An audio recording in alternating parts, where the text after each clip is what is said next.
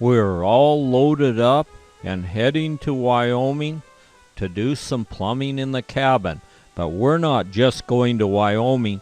We're going to take the slow, scenic route and take in as much of this great country as we can. It's a great time of the year to take in the scenic Mackenzie River Pass route. First, through a narrow, winding corridor of trees hanging over the road on both sides. The road is quite narrow and quite windy, but well worth the few extra minutes it takes. The tree-lined corridor soon gives way to lava flows as we reach the summit of the Cascade Mountains, a testament to the volcanic origin of the Cascade Mountains, as we're almost on top of the world.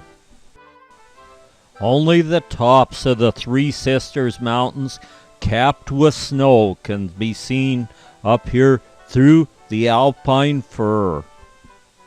Mount Washington is standing tall and beautiful above the volcanic flows. Next, we come to a little observatory that was built in the late 20s by the Civilian Conservation Corps. It's a mountaintop identifier.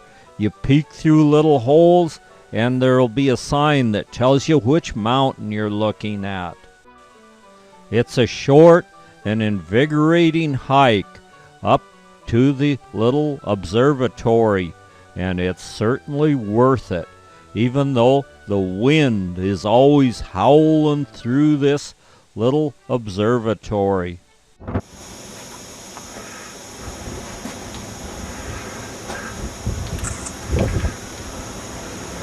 Here's Belknap Crater through that one. Yeah, this is Belknap Crater. That was Mount Washington here.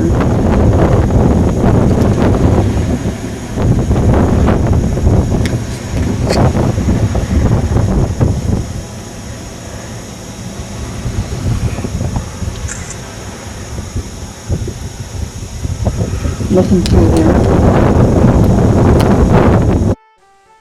A worthwhile project building this thing, which projects like this brought us out of the Great Depression.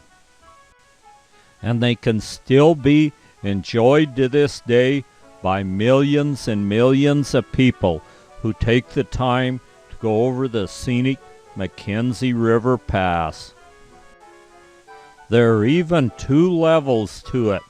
The first level downstairs is where the holes you peek through, and then up on top there's a compass-like machine that points to each of the snow-capped mountains on top of this butte. It looks to be well-worn brass that's had plenty of hands touch it, but it's still standing tall and looking good with the U.S. Forest Service symbol on it. The date of 1937 is firmly stamped right on the face of it. And now we'll go down, get in our vehicle, and head for Wyoming. From the summit of the Cascades to the eastern slope of the Cascades, we break out into the desert, and here is an old cemetery at Silver Lake. In 1894, they were having a Christmas party in the upper story of a 2-story store. Every settler in the country was here. Someone accidentally bumped a lantern with his head. The lantern fell down and exploded, and 43 people died. That was about 1 out of every 5 people that lived in the valley. So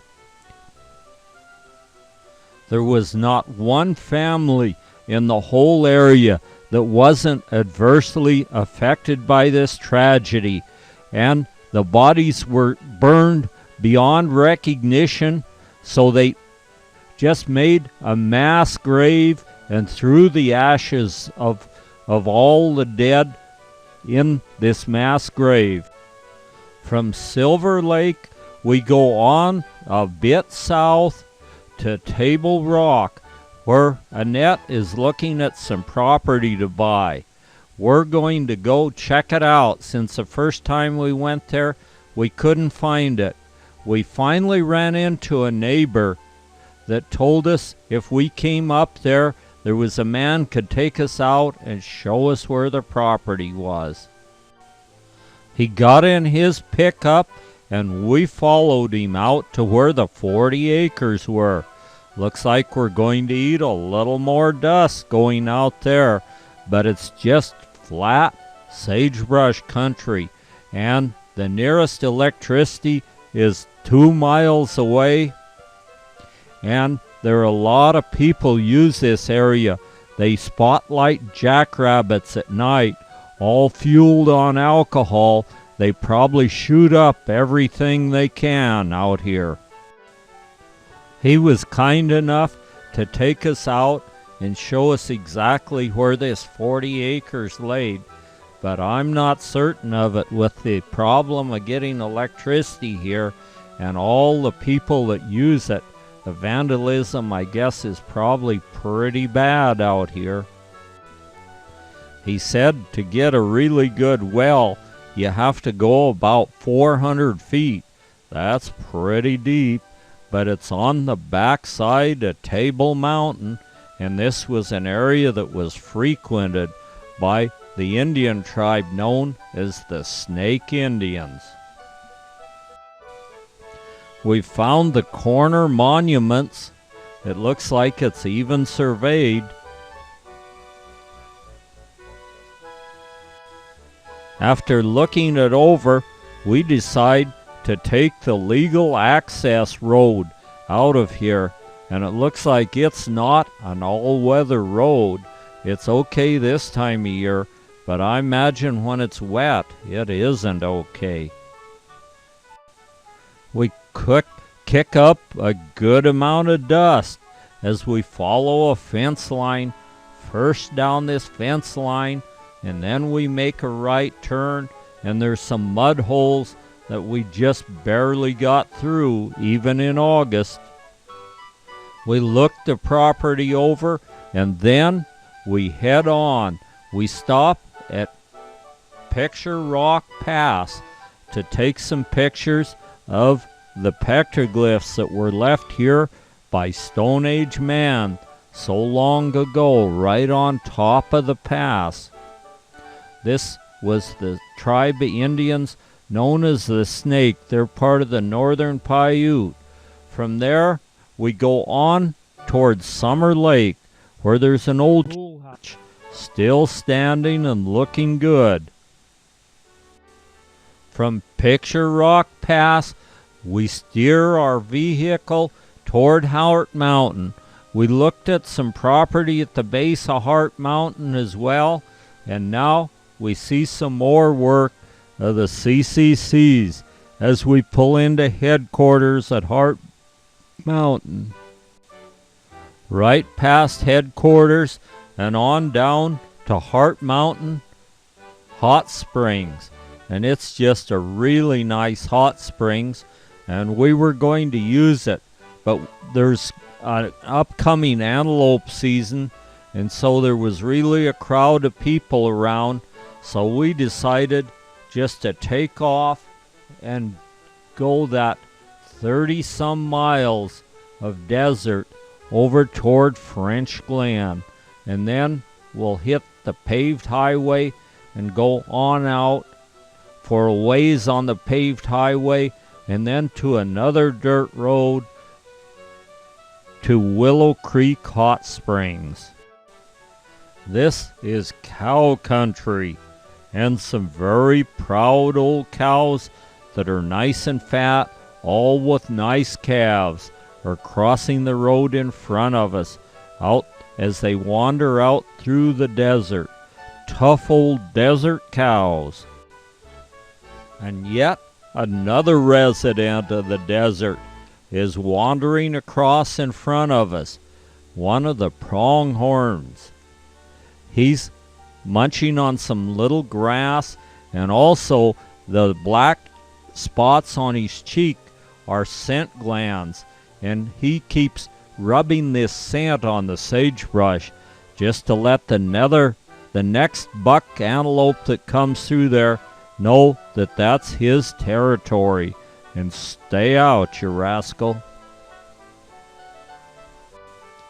This old buck, if he has any sense at all, he'll hide that set of horns, because in about 3 days antelope season opens, and he'd be a nice trophy for anyone lucky enough to draw an antelope tag.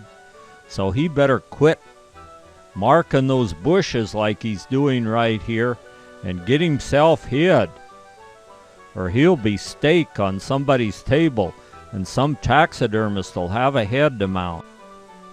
By the time we reach Whitehorse Hot Springs, the keeper of the stars is just in the process of putting the sun away for the night, but we'll get there in just a nick of time so we can get our tent set up before it's totally dark. The little hot springs shines as a killdeer walks across the little dam between the hot and the cool pool. We were able to use it last night, even after dark. And this little killdeer, he prefers to use it during the daytime, but he only uses it to catch him an occasional bug. And then he goes on about his business of doing the killdeer squawking. He's only one of numerous birds that we could see around the hot springs at Willow Creek. We spent the entire day just hiking around and looking at Willow Creek Hot Springs. That evening we got back to the little hill right behind the hot springs, and the birds were all putting themselves away for the night. They were all landing on the highest point of a little cliff here, and I guess maybe they think that place is coyote proof, as the sun once again sinks in the western horizon. And it looks like we have a nice full moon to light us up a little bit tonight.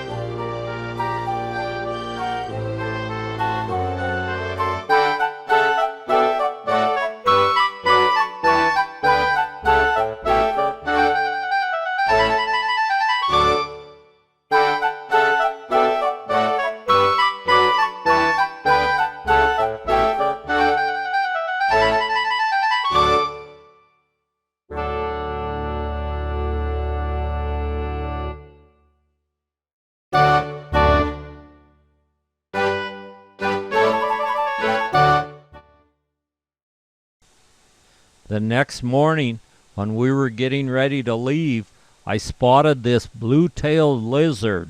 I think what it is, he has a bright blue tail, and he just has very small, undeveloped legs, and he kind of wriggles like a snake when he takes off.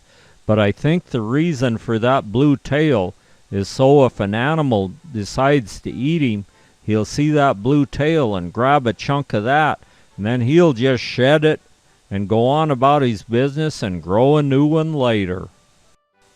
We started out reasonably early that morning. The next thing we know, we were at the little town of Rome.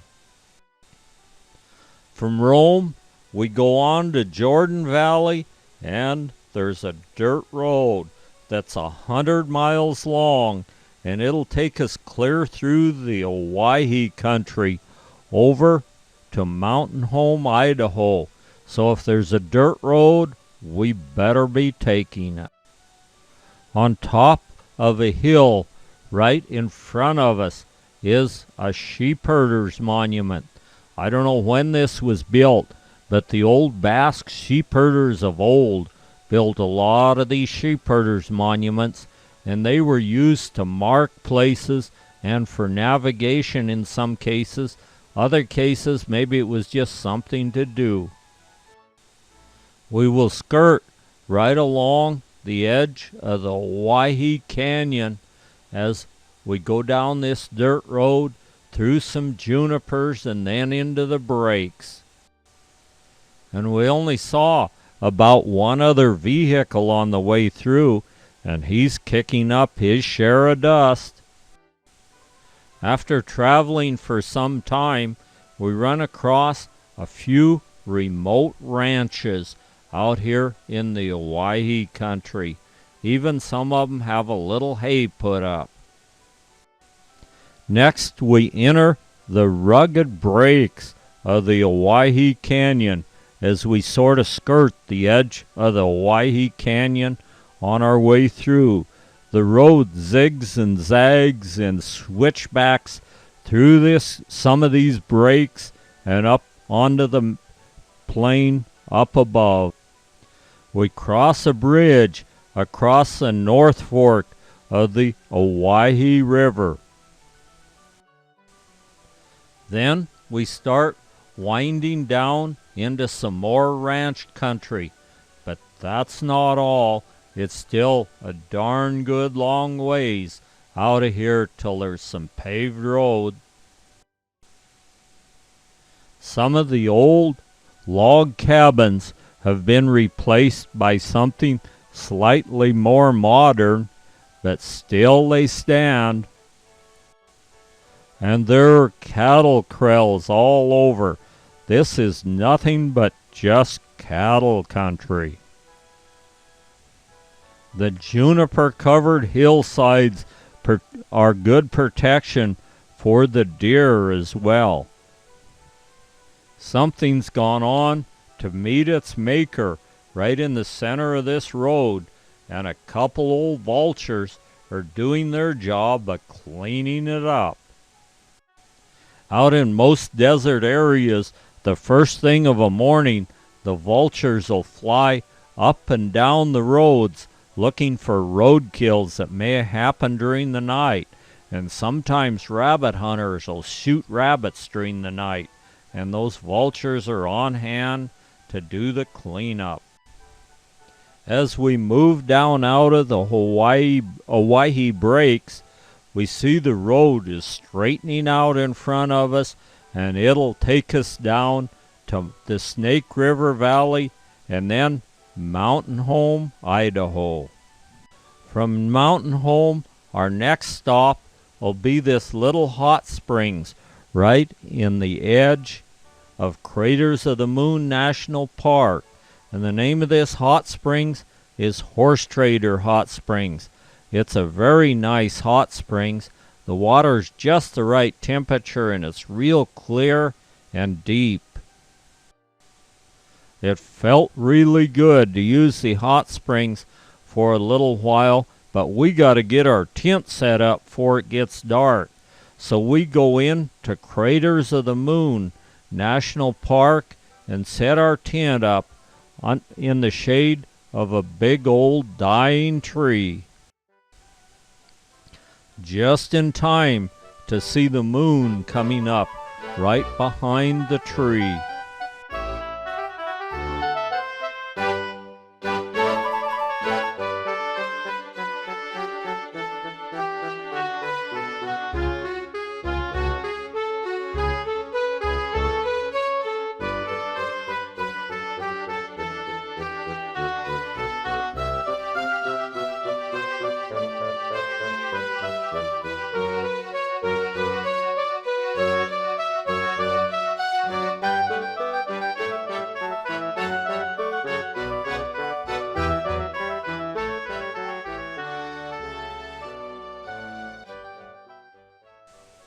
The next morning, we check out some of the wildflowers, and it's now time for us to leave and head for Wyoming, where our cabin is.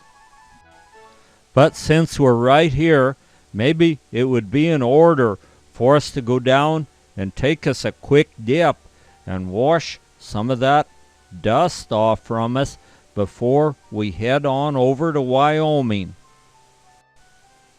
Looks like the rancher's moving cattle right by the hot springs, but we'll go ahead and use the hot springs anyway. It doesn't seem to be bothering the cattle any. This is just a perfect temperature hot springs, and this old cow, she probably has drank many a drink out of it.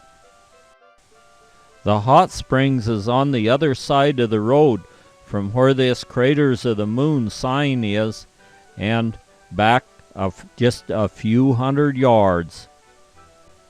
From there, we go on to Arco, and this is the famous place where each year when the students graduate from high school, they crawl up on the rocks and paint the year number on there, and so there's some that date way back. There's one, 1928. Arco became famous when it was the first city in the United States that was completely powered by nuclear power. From there, we head on over toward Wyoming into far eastern Idaho.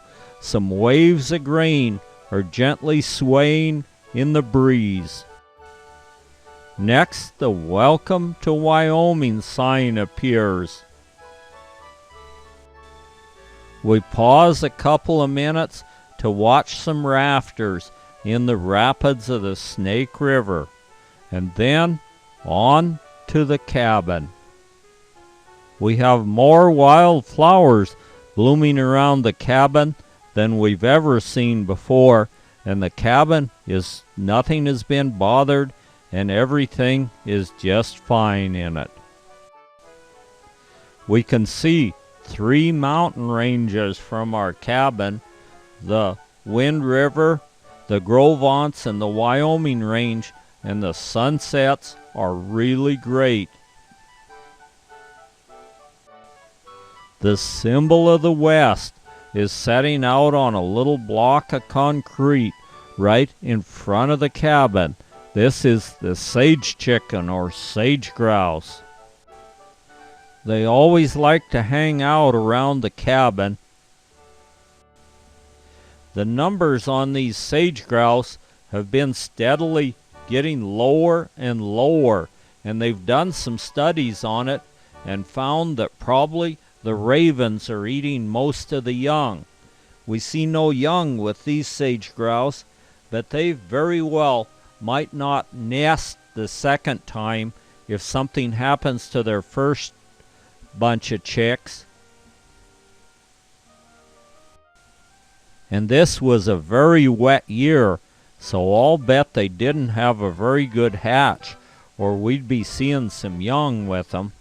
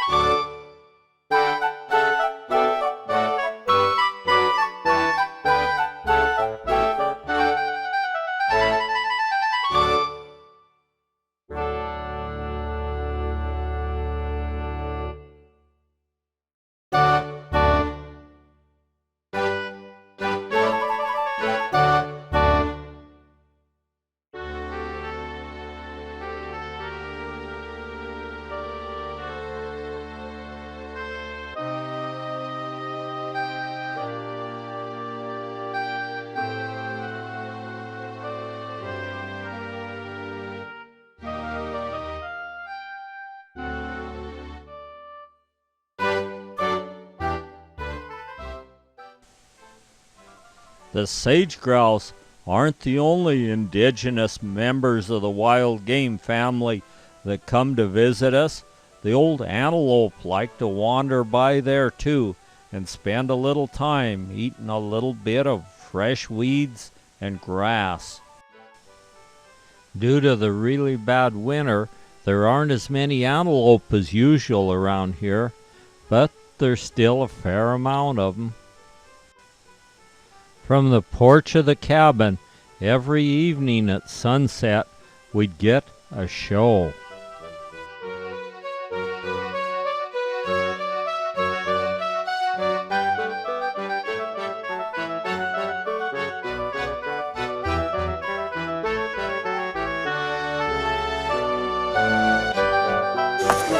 August 16th, and there's plenty of frost on the old truck right across from the cabin.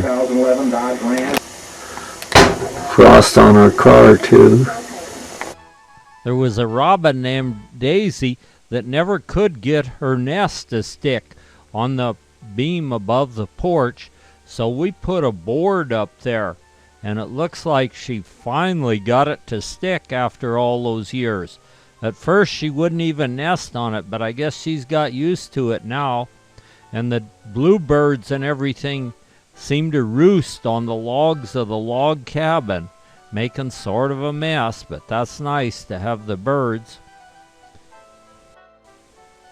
We need some supplies and things, so we're going to go into Jackson Hole with the Grand Tetons in the background, and we're going in and do a little shopping for a few items we need.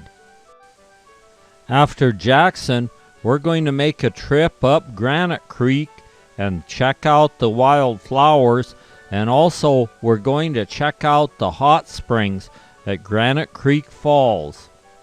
The flowers are blooming really nice, like this sticky geranium and all the daisies. The cow parsnips. Well, the bloom of the flowers, we hit it just about perfect, and Granite Falls was very nice, but the water level's too high, and we couldn't use the hot springs across from the falls.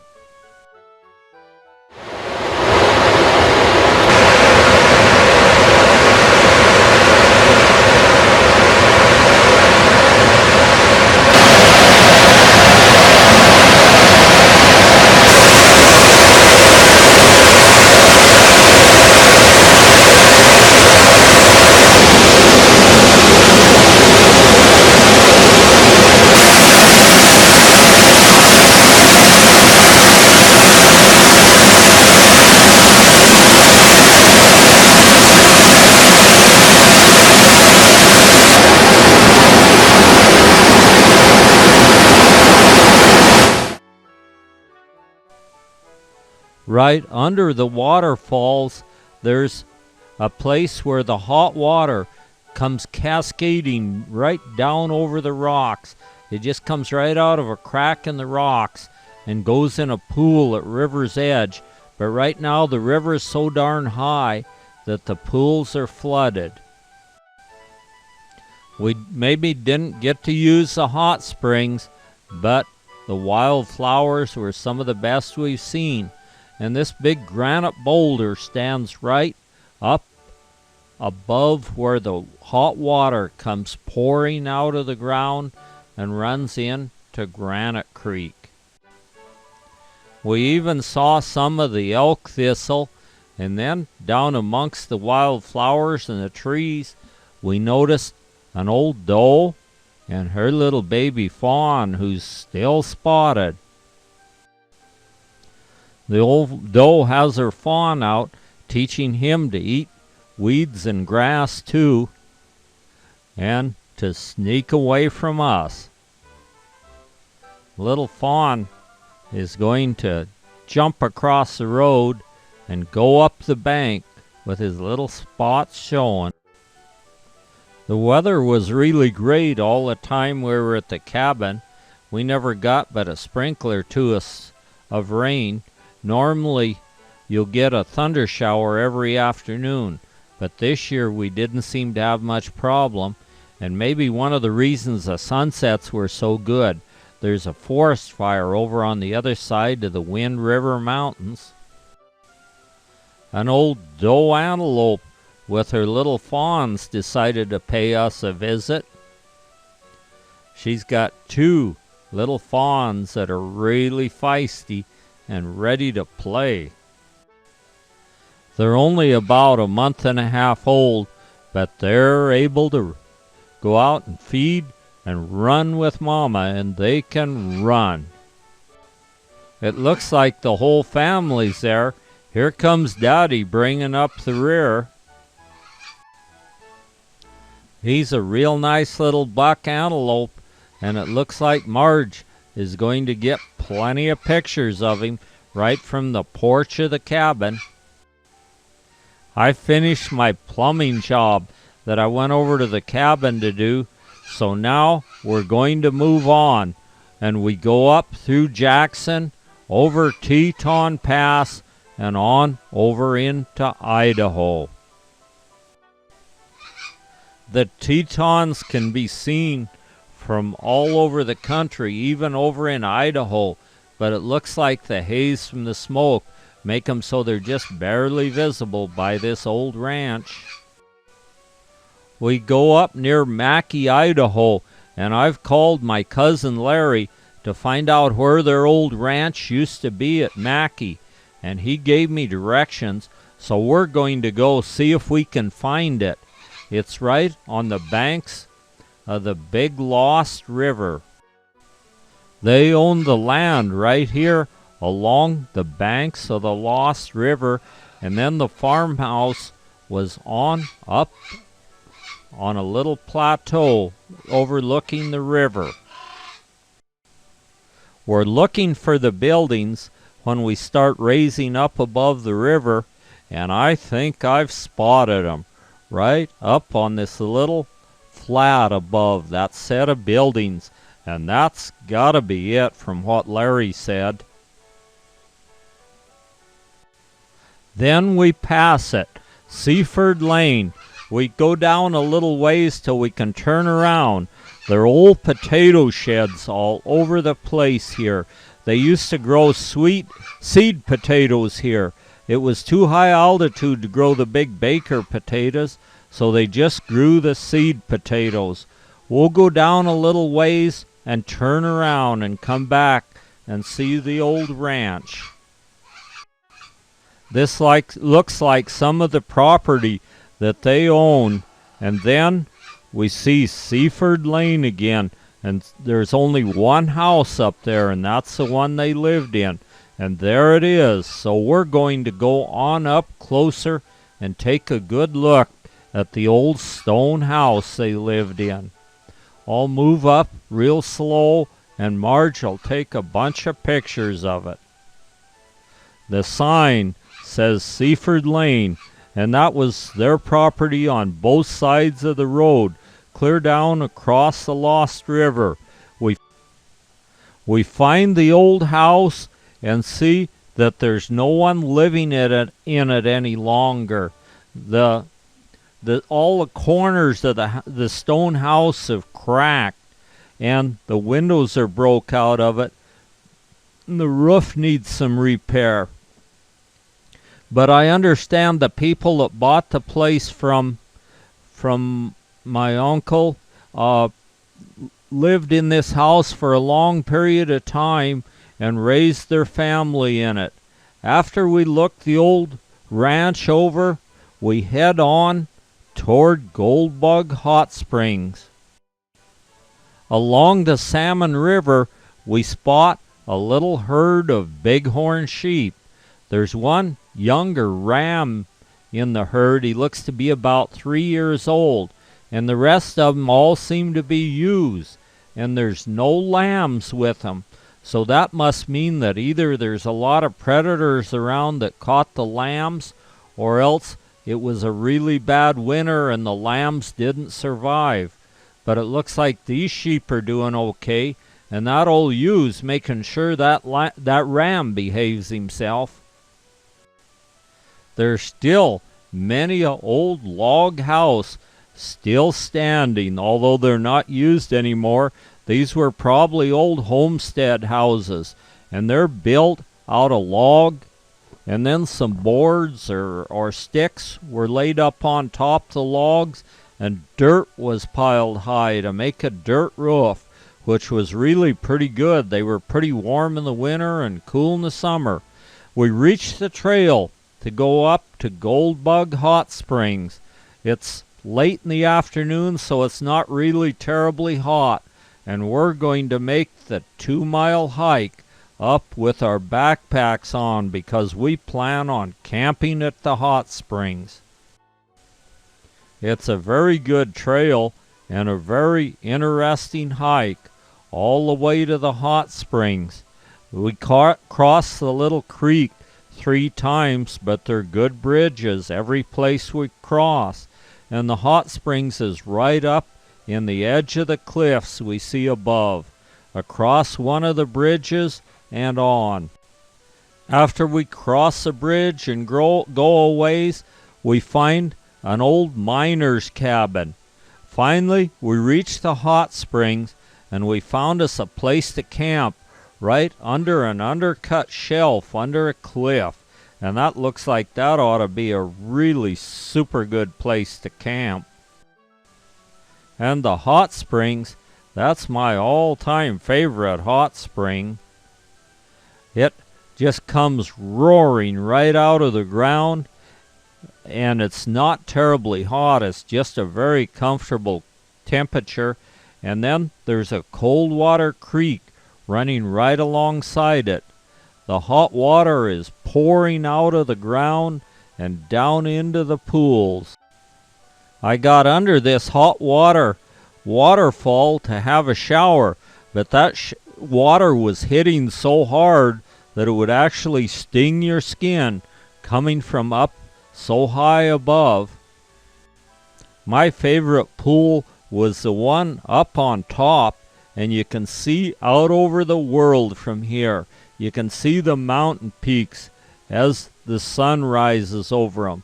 A little caterpillar is crawling up one of the rocks. We've been gone for a while, and our moon, which was full, is only half a moon now. So that's indicating maybe we better be heading toward home. The hot water comes pouring out right into the pool where we're sitting. And this water just comes right out of the ground, and it's good enough to drink. The steam of all this hot water crashing down and shooting out of the ground has nourished these black-eyed Susans, where they're blooming really nicely. I got in the pool, and I was sitting there just concentrating, half asleep, and I heard some splashing, and here came this Labrador dog, bringing a little stick and expecting me to throw it for him.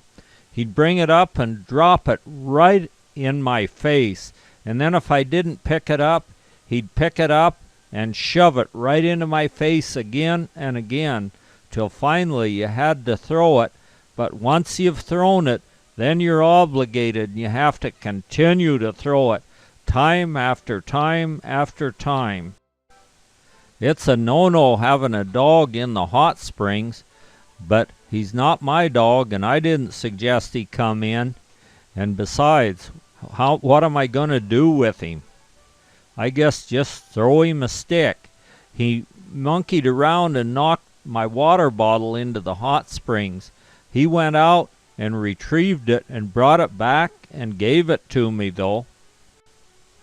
The black-eyed Susans are gently weaving in a gentle mountain breeze right above where the hot springs just comes squirting right out of the ground and cascading down into the pools.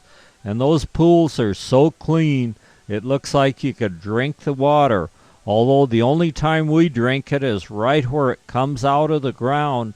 We grab it before it hits into the pool and let it cool a little bit, or else put a bottle of it in the cold creek and it cools.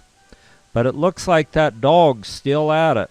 Somebody finally threw his little stick down, and he's fetching it again. Downstream from the hot springs, there's even a cave that's been made by the travertine or mineral deposits from the hot springs, and it even has a hot and a cold water spring right in the cave. This is the hot, and there's enough room you can even get in there and bathe. That's pretty nice, and there's plenty of room to set candles around it. And the other place is, it's been a hot pool, but something's happened. Part of the ceiling's collapsed, and so it's cold water from the creek running down in there right now. Maybe later on, when the water flow isn't so great, it'll be better. And there's even stalactites. There's some nice big stalactites right in the entrance to the cave, and you can just wipe a little moss off from them and see the special stalactites. And they're the hollow ones. The reason they're hollow is the water drips out the center of them, and then as it cools, it builds up into the stalactites, and sometimes the center will plug, and then it won't be hollow any longer. But these were hollow that I found, and from the outside it's really pretty with all the greenery around. They're both hot and cold water pools, and this warm water from the hot springs really makes the vegetation grow. And outside we can see where there's been some water spouting out, and there's sort of little pipes all over, the little stone pipes where the hot water flowed out and cooled with the minerals all around it. Some of them are even almost perfectly round. That looked like a smaller pipe where hot water squirted out, and this looks like a bigger one where hot water squirted out. And then there are pools that have been formed by these minerals cooling all around the area, and even stalactites outside the cave itself. All of this formation is built up from mineral deposits. As the hot water cools, then the minerals are left behind and form stone once again. So there's very irregular, pretty shapes to all of it. As we go back up to our camp, we find a nest where there's an antlion larva lives, and we can look down in the hole and see an ant that's been trapped in this little volcano they make. And just the second he got in there, that single claw of the antlion reaches up and grabs him in a death grip. The antlion makes these little volcano-shaped things, and when an ant stumbles in, he spins out because the antlion keeps the dirt loose. And then when an ant falls in, he's got him. A single claw came up and grabbed him, and he's got him in a death grip.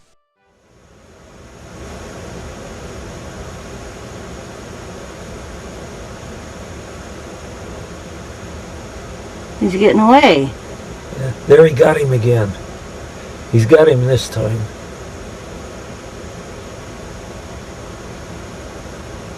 There, he got him again.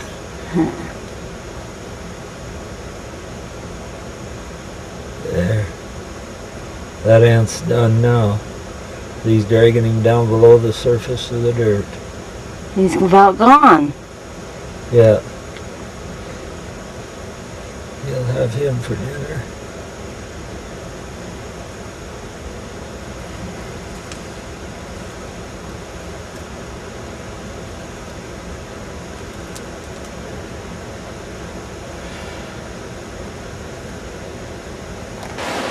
It's now time to start gathering up our camping gear and getting ready to head out.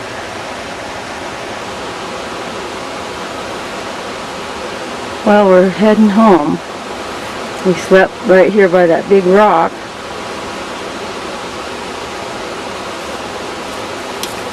Tom's got his pack on.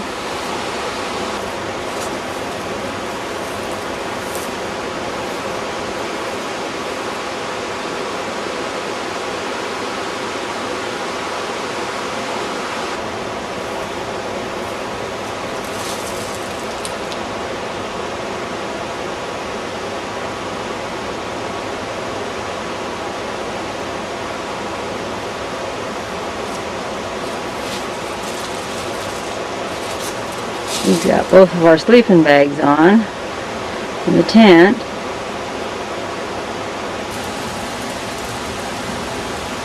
Tom circled around the other way by these other rocks.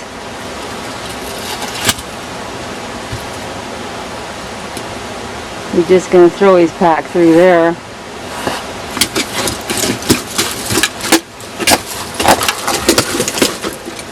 Wow, it just about hit me.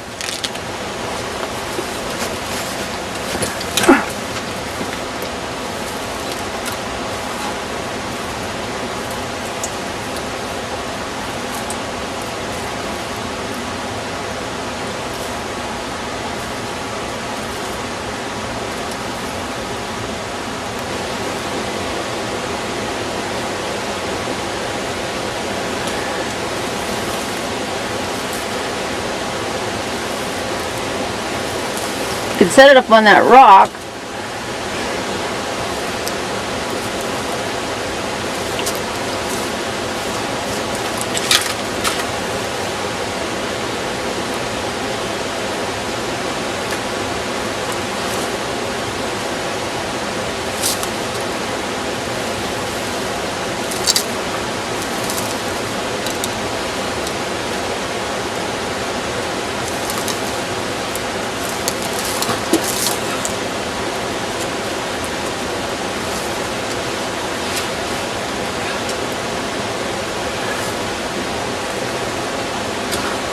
You about ready? Yep.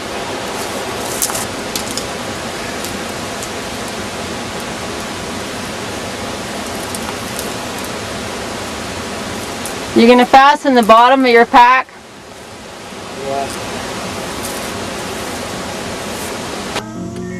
In one of the nice green hayfields down along the Salmon River, we spot a little group of wild turkeys doing turkey things out in the field. We have to pause for a minute to take another look at an old homestead cabin down along the Lost River Valley. We're going to head right for home now, and it looks like we've accumulated enough dust from 3 different states. Okay.